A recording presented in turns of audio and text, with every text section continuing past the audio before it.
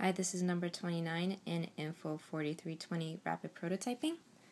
This is my video for the Morse code assignment where this circuit takes in numbers as input through the terminal and then outputs a corresponding Morse code sequence with the LED light. The numbers or code we're going to test is here. 1, 2, 3, space 4, 5, 6, space 7, 8, 9, 0. And let's test this out.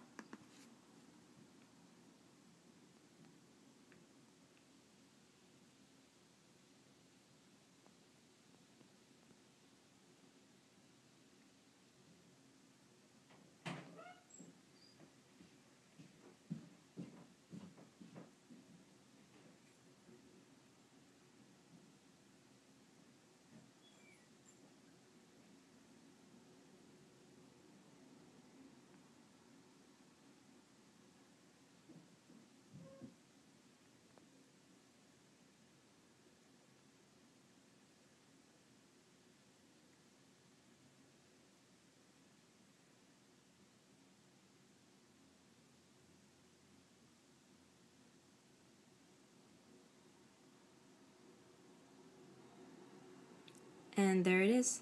Thanks for watching.